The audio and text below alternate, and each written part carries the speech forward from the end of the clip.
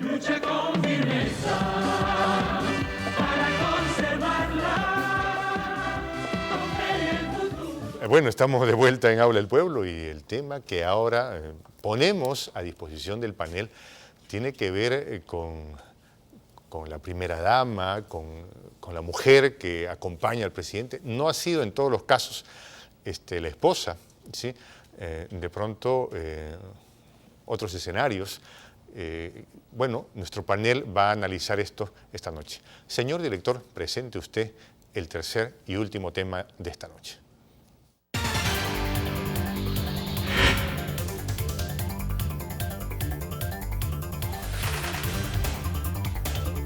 Las damas, ¿no? Las damas del poder. Estamos acompañados esta noche de Pedro Gamio, de nuestro amigo, además politólogo, Víctor Raúl Ugarte, y sigue con nosotros en la mesa Harold Alba. Pedro, las damas del poder o las damas en el poder, ¿qué impresión tienes? Yo prefiero empezar con lo positivo. Y lo positivo es el registro en la historia de mujeres que han marcado un testimonio de ejemplo, de lucha social, y son dignas de ser recordadas el día de hoy, ¿no? La más cercana, Marilena Moyano, pero si voy más atrás, recuerdo a Magda Portal, recuerdo a Micaela Bastidas, María Parado de Bellido. El Perú ha tenido mujeres que han dado su vida por causas justas. Y yo creo que eso nos debe llevar a la reflexión, en el sentido de que este proceso de reconstrucción de la política, que vuelva a la docencia y la decencia a la vida política peruana, tiene que tener un actor central en la mujer. Y tiene un especial valor cuando uno constata, por ejemplo, mi trabajo en energía, el desarrollo rural, cuando se capacita a la mujer madre, uno encuentra la sostenibilidad. El muchacho tiende a migrar al poco tiempo, la mujer no, la mujer conduce el cambio. Víctor Raúl. Bueno, agradecer la invitación nuevamente a este renovado programa que en sus 30 años ya sigue captando la atención de las masas del país. Bueno, primero centralizar que la mujer es el componente fundamental de la sociedad, ¿no? Y ella es el pilar fundamental de la familia, ¿no? Dentro del poder hemos visto diferentes tipos de personalidades.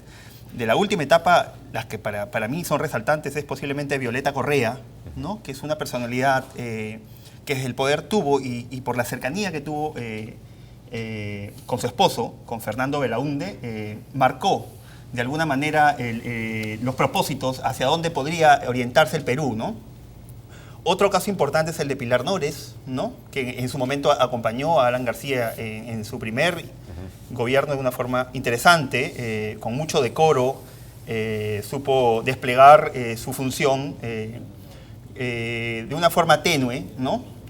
Más sobre la base de lo social, ¿no? Del trabajo social. Yo creo que es importante recuperar esas personalidades, ¿no? Sí, no, definitivamente el rol de la mujer al lado del hombre que ha estado detentando el poder ha sido fundamental y valioso desde el inicio de nuestra historia. Si queremos remontarnos un poco para seguir en la línea a la que se refería Pedro Gamio, Mama Ollo, ¿no? Al lado del fundador prácticamente del Imperio Incaico. Aunque no hay la certeza de que existió. Hay también la idea de que también es parte de un mito. Parte de un mito, es verdad, sí. Pero en todo caso lo que representa la mujer al lado del hombre, ¿no es cierto? Y es cierto, el trabajo social que tenían estas señoras, la primera esposa, la primera dama que se recuerda que estuvo un poco más vinculada al tema del trabajo social, fue María Delgado, la esposa de Odría. Ella fue la primera que empezó a hacer este tipo de trabajo social y después es Violeta Correa. Pero ambas mujeres muy preocupadas por ayudar a intentar mostrar ese rostro solidario que generalmente el jefe de Estado lo tiene marcado, pero para otro tipo de esfera, digamos, ¿no? Entonces, eso es bueno reconocer. O sea, no siempre hemos tenido ejemplos negativos como los que actualmente vemos y sería innecesario delegitimar el rol de la primera dama, ¿no? Que es más, el título mismo de primera dama empiezan a usarlo en Inglaterra, en Estados Unidos, porque no necesariamente, como tú bien lo dijiste al comienzo, era la esposa o la cónyuge la que acompañaba siempre al mandatario, ¿no? En el caso de que sea divorciado o viudo, quien estaba al lado era la hija o algún familiar cercano. Entonces por eso es que se le empezaron a denominar primera dama. Y eso es lo que la historia más o menos nos dice. Y sería bueno reflexionar también sobre lo que acontece actualmente. Ahora, de pronto la preocupación, Pedro, es, sí, pues el rol de la mujer es importante. De hecho, no llevamos más de 60 años, me parece, con el voto de la mujer. Ahorita no tengo el dato.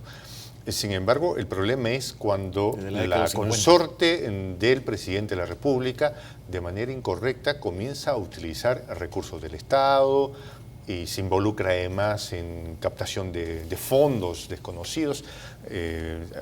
Sí, pues Harold recordó a la esposa de Manuel Odría, pero a lo mejor las cosas hubieran sido distintas si en aquella época habrían existido redes sociales y hubieran trascendido algún tipo de agendas o cheques. No sé, bueno, yo recuerdo el libro del doctor Héctor Cornejo Chávez, que mostró fehacientemente que sí hubo problemas de corrupción en ese gobierno.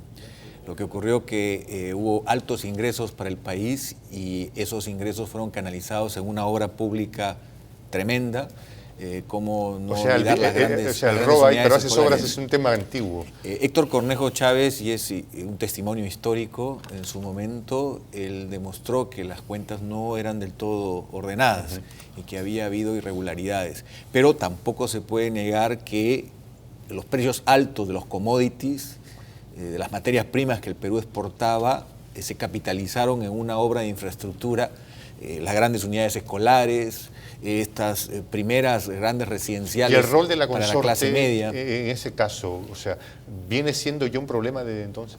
No, yo creo que en ese momento fue más bien de apoyo y de mostrar, emulando lo que había sido Eva Perón, es decir, tratar de complementar la labor de la Presidencia de la República atendiendo a los más necesitados. Pero ahí hay un tema... Pero hay un tema complicado, si me permites, sí. y quisiera también que Víctor Raúl nos dé un punto de vista.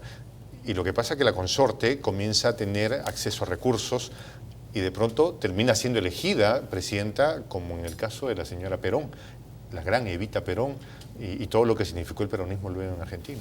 Es verdad, pero ten en cuenta que, bueno, Argentina tiene su propio proceso, ¿no? Bueno, Eva Perón de alguna forma personaliza ese momento del desarrollo argentino. Ahora, tanto tiempo ha pasado y si tuviéramos que exteriorizar el contexto en el que se administró la señora Perón. En términos generales, la consorte de quien está en el poder manejando dineros, manejando recursos de manera indebida, ¿es algo que se da con frecuencia? En el Perú, para ser exacto, en nuestra historia reciente, después de la distorsión del fujimorismo con Susana, esa ola de corrupción, o que se percibe de corrupción desde el Palacio de Gobierno, viene sostenidamente ya o aparece con actos como la CONAPA, con Elian Karp, ¿no? Después ya este actual gobierno un poco ha desplegado, ha hecho un poco más extensivo ese problema, ¿no? Yo creo que esos son los dos acontecimientos más importantes de los últimos años. Y que incluso habría que reconocer la capacidad de renuncia y también la dignidad de Susana Higuchi en aquel momento, ¿no? Cuando se da cuenta de que las obras sociales que estaban haciendo, este tipo de donaciones estaban ya siendo pervertidas en temas de la familia Fujimori, que empezó a vender esa ropa y a hacer una especie de contrabando con estas donaciones. Ella renuncia, se separa de Fujimori y después queda el pésimo ejemplo de la hija, ¿no? Que es la que asume y que empezó a hacerse de la vista gorda de todo lo que sucedía en el entorno de su padre, porque una mujer de 19 años ya es una mujer, no es una niña. Entonces, que no se haya dado cuenta de que cerca estaban Montesinos, de que cerca estaban todos estos personajes siniestros de la década de los 90, no es creíble tampoco. Okay. Y es verdad. Después, ahora hay otro ángulo, sí, ¿no? Otro ángulo de la mujer que yo quiero destacar, que el problema que el Perú todavía sufre, y un porcentaje que me he quedado impresionado revisando los datos, la violencia familiar hace que la mujer en el Perú tenga que ser revalorizada y la total incapacidad de la Administración de Justicia para protegerla. Yo creo que tenemos dos temas separados, Pedro. Porque nadie niega el rol de la mujer, es más, creo que desde aquí hemos impulsado, ¿no? O sea, tenemos particular interés en la presencia del rol femenino en la historia y en lo que es la construcción. Pero hay que respetar a la mujer. Claro, creo que el tema es, ya sea que, vamos, hemos tenido históricamente presidentes varones y están acompañados de... ¿Sabes cuándo pienso que empieza a degenerar la figura de la primera dama? Cuando la primera dama empieza a intervenir en política. Porque, por ejemplo, el caso de la mujer de Odría, o el caso de Violeta Correa, o el caso de Pilar Nores, en el primer gobierno de García, cuando se dedicaban a hacer obra para beneficio social, tipo Navidad del Niño, este tipo de cosas, digamos, de mayor sensibilidad, como que la mirada no era tan política, la mirada era una mirada solidaria, una mirada de sensibilidad, ¿no? Pero después cuando mujeres como por ejemplo Elian Carr ya empiezan a intervenir, a hablarle al oído al presidente. Actúa como socia. Actúa como socia. Ahí viene un problema. ¿No? Ahí empieza el problema. El problema empieza cuando la primera dama pretende irrogarse funciones para lo que no ha sido ella elegida, porque la primera dama no se elige. Vamos precisamente a ver un informe que habla sobre las primeras damas y cómo podrían haber influido en los últimos años de nuestra historia. Por favor, señor director, adelante. ¿Cuál es el rol que ejercieron las primeras damas en los últimos 35 años? Primeras damas bajo la lupa. Violeta Correa, esposa del 2 veces presidente Fernando Belaúnde. Su paso por el poder se considera discreto y ceñido estrictamente al protocolo palaciego. Pilar Nores acompañó en 2 oportunidades al expresidente Alan García. Tuvo un perfil bajo en ambos gobiernos. Susana Higuchi, exesposa de Alberto Fujimori, alejada del poder tras denunciar a los hermanos del entonces mandatario de malversaciones de las donaciones de ciudadanos japoneses. Ella afirma que fue secuestrada, mantenida en aislamiento y torturada por órdenes del actual condenado Fujimori en complicidad con Vladimiro Montesinos. Keiko Fujimori, hija de Susana Higuchi, no tuvo reparo alguno para reemplazar a su madre y tampoco le importaron las denuncias que ésta hizo. Acompañó a su padre en los últimos días de su corrupto gobierno y actualmente es la heredera política del fujimontesinismo. Elian Carr. Su presencia en el gobierno de su esposo estuvo marcado por señalamientos de uso indebido de los recursos del Estado y por su actitud confrontacional con la prensa. Sin embargo, lo que más preocupa de ella es su vinculación al caso Ecoteva y a millonarias transferencias para la compra de inmuebles, caso en el que quedan muchas preguntas que esclarecer. Nadine Heredia, señalada como el verdadero poder detrás de las decisiones de Ollantumala. Su influencia en las decisiones políticas en este gobierno son innegables, pero lo más preocupante en el caso de esta señora son las revelaciones que contienen sus agendas, que llegaron a manos de las autoridades, en las que se evidencia que manejó y maneja ingentes recursos económicos de origen desconocido. Como todos sabemos, ella en un principio negó ser la autora de la letra. Sin embargo, ante las investigaciones fiscales, no le quedó más que reconocer que sí le pertenecía. En estas agendas no solo estaría la letra de la mencionada, sino también habrían apuntes hechos por el mismísimo presidente de la República, lo que podría llevar a que tengan que enfrentar investigaciones una vez que acabe el mandato del actual presidente. Manténgase alerta y esté atento a quien acompaña a los candidatos en esta contienda electoral para evitar sorpresas desagradables. Bueno, básicamente se trata de mantener la alerta ciudadana y saber quién es o quién va a acompañar al presidente. A la presidenta tenemos 2 candidatas, ¿no?, a la presidencia. Entonces, tener bien claro quién estaría detrás para ejercer vigilancia ciudadana. Buenas noches, gracias por llamar. Adelante, le escuchamos. Muy buenas noches al programa. Bueno, adelante, le escuchamos. Las damas bajo el poder. Desde el primer inicio de este gobierno hemos sabido que Nadine Heredia ha ejercido el poder y el presidente del Jurado Nacional de Elecciones le autorizó a ser candidata para estas elecciones. Sin embargo, la presión del pueblo ha hecho de que ella desista de esa. Y tenemos por resolver el caso de Julio Guzmán y el caso de César Acuña. Bueno, muchas gracias. Aló, buenas noches, adelante, le escuchamos. Buenas noches, señores panelistas. Sí, Para adelante, opinar sobre las damas del poder. Realmente en el Perú hemos tenido muy buenas damas del poder, por ejemplo Pilar Nores, Magda Portales, y lastimosamente este periodo del presidente Humala no podemos decir lo mismo, porque hay una interferencia y además creo que no hablamos de un presidente, sino de una presidenta, porque ella quiere hacer y deshacer en el gobierno. Creo que ese tipo de interferencias no se debería dar. Pero en el Perú tenemos muy buenos ejemplos de primeras damas y de mujeres que pueden hacer un buen manejo en el poder y además la capacidad necesaria para poder llegar y hacer lo necesario por lo que el Perú necesita ahora. Muchas gracias. Aló, buenas noches. Adelante, le escuchamos. Claro. Sí, adelante, le escuchamos. Sí, bueno, mire, yo tengo un punto de vista particular con respecto a la elección del actual presidente Humala, ¿no? Tiene que ver con la esposa, con la señora Nariño. Mire, la propuesta de Humala en un principio fue en realidad un antisistema. Fue el antisistema que no funcionó y fue derrotado por García. Luego vino toda la transformación que giraba en torno no solamente a la propuesta, sino al cambio de una hoja de ruta. Y bueno, todas las cosas que ya conocemos con respecto a eso.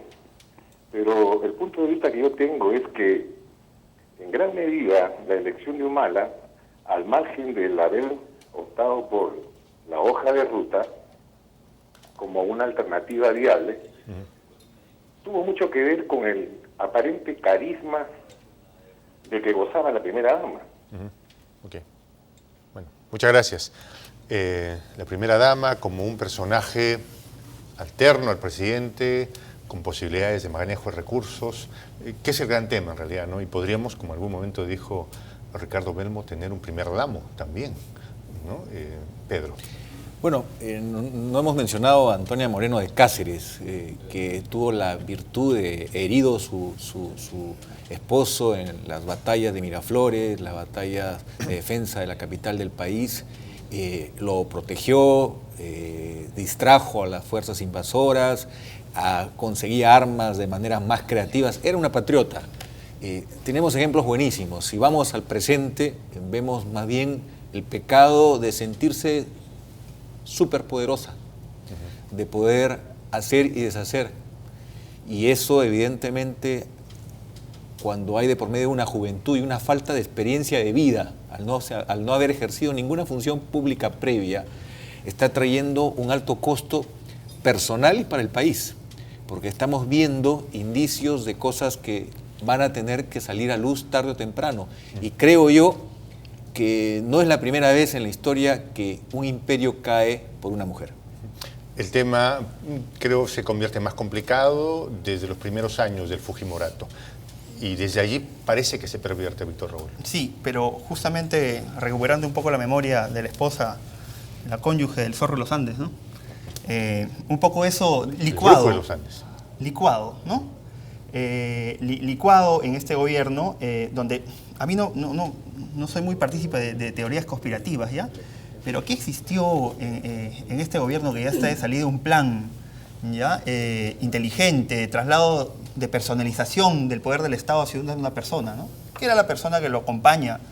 Era el gobierno de una sociedad conyugal, ¿no? Es verdad, es verdad. Ese es el tema. Pero no solamente eso, sino copia fiel, calco fiel de un proceso natural de kirchnerización que se intentó implementar en este país, donde ella personalizaba de alguna forma los logros, minimizando en la imagen al presidente de la República, ¿no? Yo creo que eso ha sido profundamente malo para un país como el nuestro, en una democracia tan frágil, donde bien o mal el presidencialismo de alguna forma concentraba el poder en el presidente de la República. Ya desfigurada la figura del presidente de la República, la patria misma licúa, ¿no? su natural propósito. Pero el origen está en la soberbia, en el uso excesivo de un poder que encima no le han conferido. Que podría tener incluso temas penales allí. ¿Tú crees? Bueno, ya hubo una primera investigación que ha quedado en nada. Recordemos que hubo una denuncia del ex vicepresidente. La investigación no ha prosperado, pero todo el mundo que tiene que ver con temas del Poder Ejecutivo identifica un poder de decisión que es inconstitucional. Que no es algo que es una costumbre en el país. En todo caso, si la mujer del presidente tiene un interés sobremayor en la vida política, ha debido ser congresista, ha debido asumir funciones, porque me parece justo y legítimo que si hay esa vocación se ejerza de manera transparente, pero no bajo una figura donde no hay responsabilidad. Que es irresponsable políticamente. Claro, no, el problema está en que, digamos, esto se desconfigura cuando la primera dama, que debería solamente volver a la figura de la esposa del presidente, alguien que no es elegida por el voto popular, simplemente que le tocó estar ahí porque es la compañera de quien sí fue elegido, no tiene que involucrarse en el tema político. O sea, le pasó a Carr, que tuvo a su socio Almeida, y que Almeida terminó preso, ¿no? Ahora le pasa a Nadine.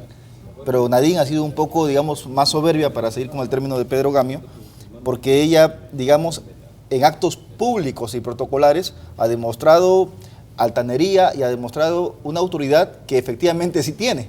Así, digamos, de que no tiene y que de repente es un poco de que se le subieron los humos. Aquí no hay subida de humos, si queremos usar el término. Recordemos Chile, cuando le invitan al presidente a esta visita protocolar y la primera dama, que no suele ir al costado del presidente, se mete, empuja a la guardia que estaban recibiendo a Ollantumala y ella se pone al costado.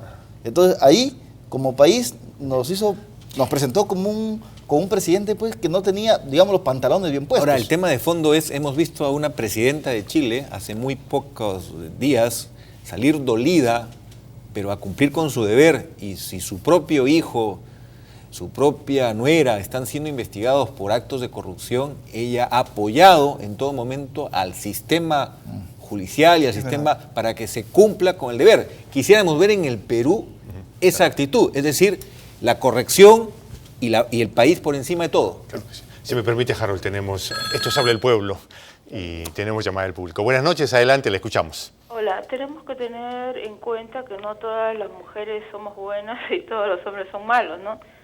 Entonces, cuando se vota por un candidato, se está votando por la esposa y por toda su familia. Gran sabiduría de nuestra televidente. Buenas noches, adelante, le escuchamos. Buenas noches, mi saludo al programa y especialmente a los panelistas Pedro Gamio y Harold Alba, que les conozco. Habla Julio Garrido de Magdalena. Adelante, le escuchamos. En realidad, la señora Nadine, la agendosa señora Nadine, debiera estar, si fuese una persona en otro momento, debía estar hoy día pidiéndose su detención provisional o preventiva, porque ha pasado un poco desapercibido el hecho de que ella misma ha querido fraguar su firma. Bueno, muchas gracias. Víctor Raúl, impresiones. Bueno, siguiendo bajo esta idea que un poco nos convoca, ¿no? Esta inestabilidad generada ante la natural tensión, la reacción de la política formal hacia la manera como ella ha manejado las cosas, ¿no? Finalmente la cónyuge de alguna forma ha terminado administrando el entorno del presidente de la República del Perú, ¿no? Una televidente llamó, dijo, cuando votamos por un presidente, probablemente votemos por la esposa y votemos por la familia, ¿no? Si es mujer, entonces por el esposo y por la familia. ¿Qué opinas? Bueno, es evidente, ¿no? Si a eso le sumamos la familia humana, que es un poco... No, pero eso tiene los límites que la ley y la Constitución señalan. Yo quisiera destacar la intervención de Julio Garrido. Me parece que es hijo de un poeta... Julio Garrido Malaver. Sí, que ha dejado un legado a la cultura peruana. El tema es, no votas por la familia. Ese es un concepto que acabo de escuchar, pero en realidad se vota por una persona. La responsabilidad del presidente, sea hombre o mujer, es individual.